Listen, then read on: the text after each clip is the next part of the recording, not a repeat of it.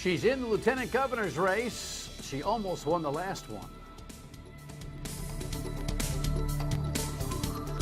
The last one wasn't the lieutenant governor's race. The last one was the Secretary of State's race. Catherine Taylor is with us tonight. She's a Republican. She gave Ralph Mollus all he could ask for in the 2010 general election and then ducked into the Chafee administration working for Elderly Affairs. She now wants to be your lieutenant governor, and we'll ask her why. Why would anybody want to be our lieutenant governor? Catherine Taylor coming up. In the meantime, great to have you aboard. Thank you for joining My State of Mind. Let's hustle to the rundown because we got lots to do tonight. Boycott broken, yes, on WPRO radio, and he's already getting heat, this silly nonsense. This, of course, is one, and I have an idea for the Obama administration, kind of an old-fashioned Voice of America idea. This guy is new in Rhode Island, and I don't want to be provincial or one of those typical Rhode Islanders that say, you can't pay him that much, but holy moly, I've never seen a retirement deal like this. And what else does Rox have on my list here tonight? Bridge payback. You know, sometimes you just got to know when to hold them and know when to fold them. Those people in Portsmouth. This is a warning for your overseas travel. You better get charged up. And this guy's got to be kidding me. You know, listen, it's been tough at Yankee Stadium because they're not playing that well. But anyway, you'll see. All right, let's go. Let's dig. Let's go. Boycott broken. Yes, so this was the headline back in December. Campaign to force WPRO's DePietro from airwaves expands to boycott by politicians. This has been a phony baloney thing from the start. Yes, that particular host who precedes me on WPRO, I'm on noon to 3, he's on 9 to noon, said some things that, you know, regarding some particular women who were protesting a Gina Raimondo event. And I'm not going to go over all the details because what he said, while perhaps offensive to some and understandably offensive to some, it's not really what's going on here. There's been an ongoing battle between he and the National Education Association types and some of the union types, and they have formed this organization called For Our Daughters, which has put a lot of pressure on Democratic candidates not to appear on WPRO radio, which is a staple media organization, especially in election time. So most of the Democrats have just kind of folded in like sardines, a bunch of non-thinking, non-independent minds, all of whom really don't think that this boycott of WPRO in terms of appearing and in advertising is, you know, commensurate with what they are all upset about when it comes to protecting women's integrity. Most of them don't really care, but they don't want to be the one to step out because they don't need the heat from the unions. Well, Ernie Almonte, who was here last night or a couple of nights ago, where he's running for treasurer, first running for governor as a Democrat, then running for treasurer as a Democrat, now running for treasurer as independent. Are you scoring at home? Finally stepped out and said, even though he signed on to the boycott, he's had enough. I think it was ill-advised as far as I'm concerned because... What was ill-advised? Ill-advised boycotting a radio station. I wouldn't go on his show. Personally, if I owned, if he worked for me, I'd fire him for what he did. The group that we're really punishing is the citizens of the state of Rhode Island. Yeah. And I'd welcome both of them to come on. Let's show our credentials. Let's show our education experience and let the voters be able to make a prudent decision. So Almonte came on my show earlier today at noon, breaking the boycott. He's talking about Frank Caprio and Seth Magaziner, his Democratic opponents, who are not appearing on the radio, and it's to their detriment. I'll tell you, the general election comes, they're not going to be able to hold on to this boycott because there could be too many independent and Republican candidates who are viable who will steal the show. In the meantime, though, of course, the For Our Daughters fake organization began its tweetosphere, and they responded as soon as Almonte ended up on the show. They started drilling him down. We've got pictures of their tweets here. You know, why would someone break the For Our Daughters 8 radio boycott? Is it okay to call women? Blah, blah, blah, blah, blah, blah. And they're giving Ernie a tough time on keeping his word. You know, they're going to battle, but you know what? Sometimes you just got to say enough is enough. And all you candidates out there that are adhering to this boycott for no reason other than you don't want to take their heat, look yourselves in the mirror and ask yourselves, are you worthy of the people's vote? And by the way, who are you cheating when you don't come on the air and explain what you think about things? Yourselves. All right, next item here, real quick. Border crisis. Yeah, this is not a real quick story, though, is it, or a conversation? The Times has this headline, Obama seeks nearly $4 billion for immigration crisis. Can you imagine the kind of problem we have down there? CBS has the latest.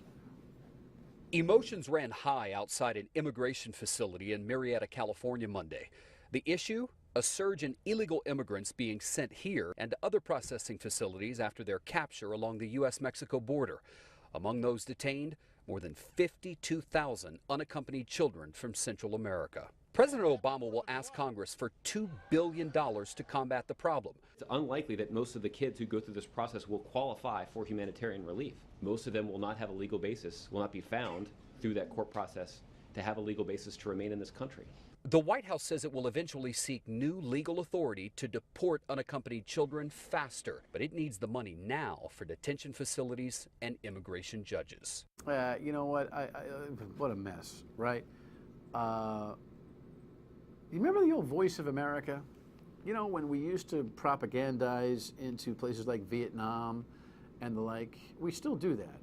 Why aren't we Voice of America in Central America talking about how they're not welcome, despite their challenges, to be invading our country? Now, I'm not a big anti-immigration guy. I'm not on the right wing on this, but this is crazy. And I think the Obama administration wants it both ways. They want to show that they're conciliatory, and they're probably going to think real hard about the UN's request for these people to be called refugees, which changes the whole dynamic. But how about a little propaganda inside those countries that says, by the way, this hope for the American dream that you have, that you think you can just steal, even though you might be a young one. By the way, these coyotes that bring these kids up are just, they're all villains. There has to be a little bit of public relations sending the message that, guess what? It ain't all it's cooked up to be. And that doesn't cost $4 billion to do, by the way. Next item. That's some deal, it really is. Did you see this headline in the Journal today, the Providence Journal? Rhode Island Boost commissioners paid $175,000. We have a new commissioner of secondary education running the colleges. His name is Jim Purcell. He just got hired. We welcome him, and we'll invite him to the broadcast here momentarily. But just put a little thing together comparing Rhode Island and Massachusetts. Mr. Purcell's going to get $175 base. He's going to oversee one community college. Of course, it's got multiple sites. That's CCRI, for those of you scoring at home, URI, and of course, Rick. The guy in Mass, Mr. Freeland's getting $219 for all them schools. Here's the thing that kind of struck me. Look at this detailed compensation package for our new secondary education dude. $175,000 base, but $390K per year for retirement annuity, plus the benefits, plus the vehicle, blah, blah, blah. $390K for a retirement? I usually don't squawk over these salaries, but can I squawk? What? Wow. Every year, his contract runs through 2016. That's provocative. We'll have to find out what happened there and what the thinking was. Woo! All right, next item. That's a hell of a 401K, don't you think? Bridge payback. Come on, guys, on the island. Knock it off here. Here's the headline. Town seeks restitution of bridge tolls. You know what? You got to know when to hold them, know when to fold them. Come on now. You just got the tolls done. They took down the big, whatever, gantry, the $4 million expense, whatever, $5 million. What a mess. I was over the Sconnet River over the Sconnet River Bridge this weekend. I was laughing. My wife was crying. They spent $5 million on something that they're never going to use? What?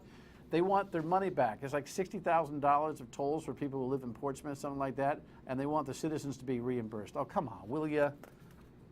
Knock it off. You won. It took a long time. You did a great job fighting it, but just knock it off. You're not getting any money back. Stop it. Stop it. Next. Charge your phone or your tablet. Yeah, in case you're unaware, the overseas flight now is going to be something that is going to be a little bit tougher to get through security. Here's the headline on this one. The TSA is cracking down on uncharged electronic devices. Look, now, because of threats of, bombs being hidden or fake-looking phones and tablets that might just be bombs, what you're going to have to do now is you're going to be asked to power up your phone or your iPad or your tablet, whatever you want to call it. And if it doesn't power up, they're going to take it. So you're warned. Charge your phone, charge your tablet when you're taking an overseas flight, because if you don't, you could lose it. And everything you got in there, poof, gone into the circular file. Terror in the modern air world.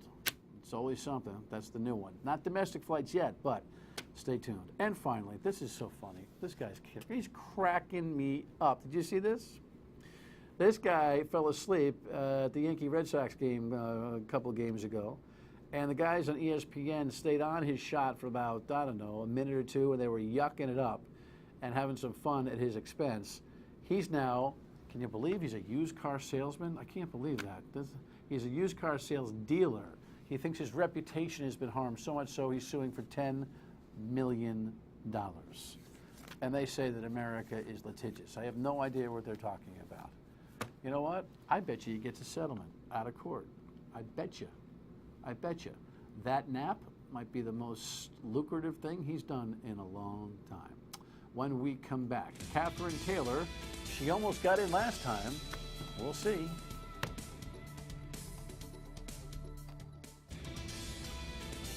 Yeah, we have a couple of races that you may not be paying close attention to now, but as we get closer to the general election, and actually the primary on the Democratic side, I think you probably will. Here are the three faces looking for lieutenant governor.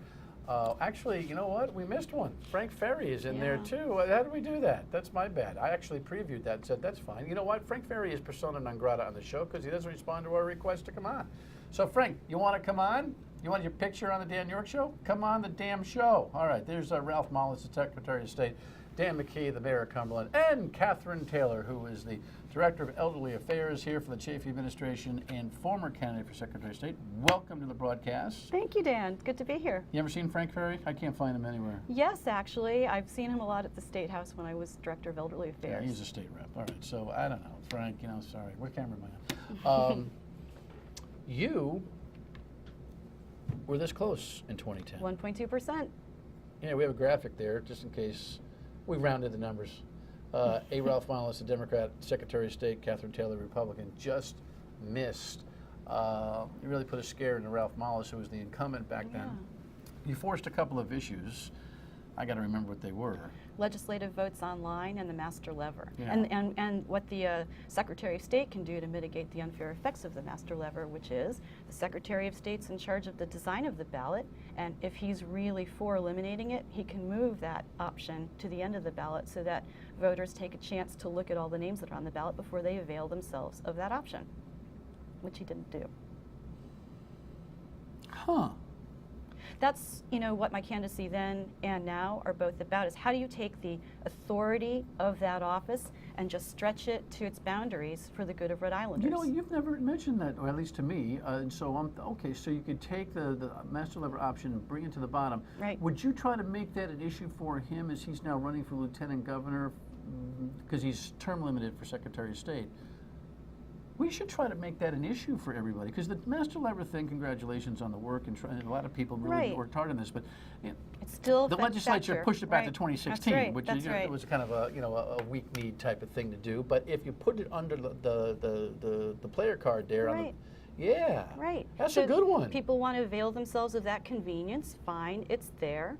But first, they read the names of all the people who've gone to all the trouble of collecting the signatures, you know, giving up income, getting their ideas out there. Read the names, and then make your decision. You are a former Chafee senior guy, right? I mean, person, I should say. You worked for him. You run a consulting business prior to your decision to go to the Chafee administration. Give everybody a 30-second background on who you were and who you are and how you almost won the Secretary of State's race and all that kind of stuff. Thank you. So I spent 20 years working for Senators John Chafee and Lincoln Chafee as an advisor. And then when Lincoln Chafee lost in 2006, I did start that consulting firm, and my partner left to get a job with one of our clients, and that's when I decided to run for Secretary of State, because I was amazed that the person running to run elections was going unopposed, and I thought that was undemocratic. And when I came close, my former boss, Governor Chafee, thought I could run a department, and so he offered me the opportunity to run Elderly Affairs, whose mission it was to preserve the independence and dignity of Rhode Island's elders and adults with disabilities. What were you able to accomplish in that role? A number of things. With the current Lieutenant Governor, we wrote a state plan on Alzheimer's and a work plan for accomplishing the recommendations, and I'm very proud of that because it's a national model. We also were able to make our state health insurance program, which counsels Medicare beneficiaries onto the right program, the #1 in the country in a good way, and that's important because we actually get funding on performance, so we were able to get extra funding for that. And we were able to rebrand our nutrition program, Congregate Dining, which isn't very appealing to people. And we renamed it the Cafe to reflect the delicious food and the inviting atmosphere to get folks out of their houses and eating with other people. What did you learn about Rhode Island and government working inside the Chafee administration? So much. I learned, first of all, that most state workers are incredibly dedicated to the state and on mission, and that was a real thrill. I also learned that the inflexibility of the rules we work within make it very hard to do things quickly or manage well, even when you have good ideas. A lot of the we've always done it that way type of syndrome. That and the actual personnel rules, it's very hard to reward good employees. You know, contrary to what we all think, you can get rid of employees who aren't performing, but it's very hard to motivate and reward good employees. Can we change that?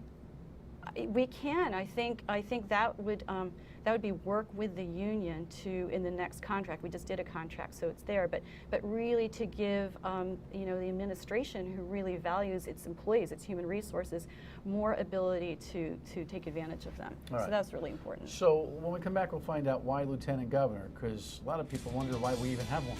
Stay with us.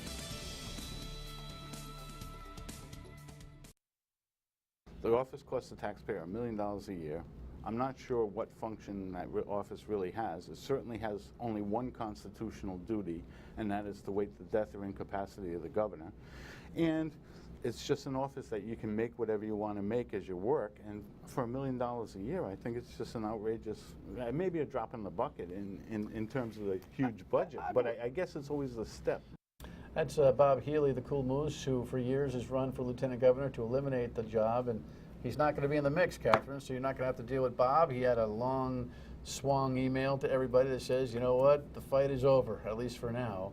But I thought he's always made a good point. Absolutely, about the office. Yeah, and I think my candidacy comes from the same impulse, which is to ensure that whoever's in that role plays that role. And yes, its constitutional responsibility is to be ready to step into the role of governor should the worst happen, and we're lucky in this state that hasn't happened so far. But it does have statutory responsibilities as well.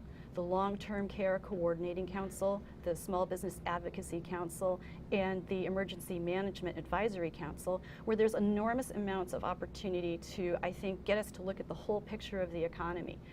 I've sat on the Long-Term Care Coordinating Council for these last 3.5 years and have seen, you know, what it can do to advance quality and understanding of healthcare and caregiving options.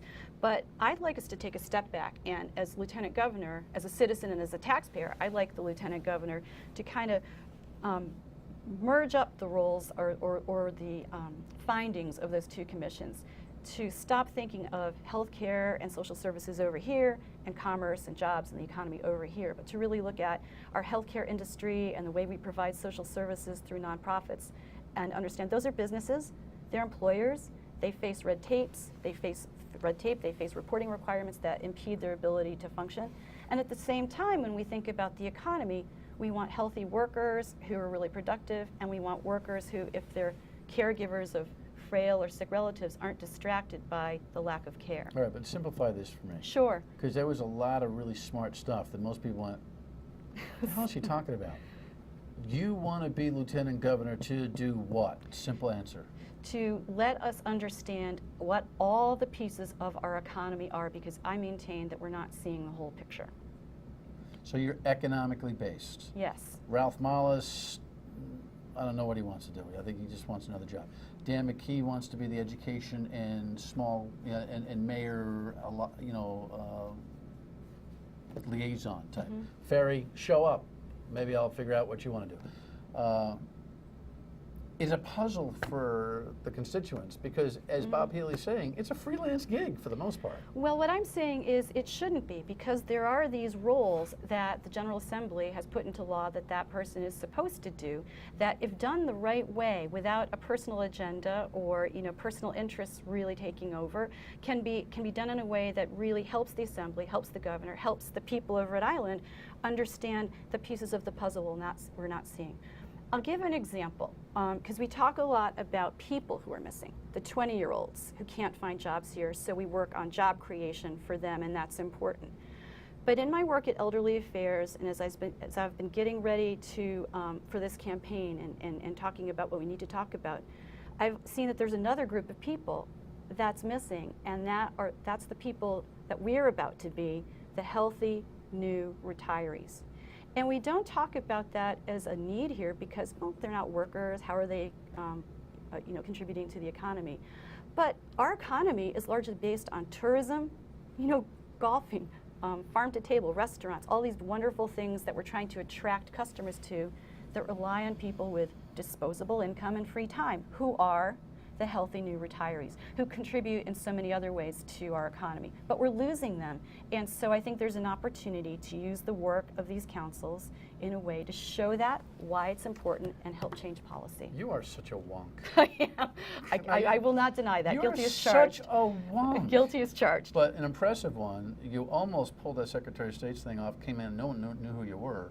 This time, old Ralph Marlis has got to be having a headache if he gets past Danny McKee and Frank Ferry. Well, that's a big he's question. got That's you. going to be rough for all of them. Yeah. They all want it. They got a battle on the Democratic side that you're going to sit there for the general election on the Republican side. You got enough dough? I'm raising. Yes, I have. Yes, I do. You are an impressive candidate, was and are, and so you'll come back a lot between now and Election Day, Thank okay? you. I would love to. All right. You got to slow it down, man. You're too smart for me. All right. Your state of mind. What's your Duly mind? noted. Stay with it. So this is how you get in touch with the show. You can call me, you can email me, you can tweet at me, you can Facebook post. Here's a tweet just like this one. She pulled this one. What's good in Rhode Island? Dave's Market. I love Dave's Market. Quonset, Astromed, Hasbro. They take care of the kids and the toys. CVS, and I made the list from DFFR. Yeah, he's got 20. Tom, thank you. You and your 24 followers know that I made your list, and you made my night. We'll see you on the radio at noon tomorrow. I'm back here at 7:30 on Meyer ITV tomorrow.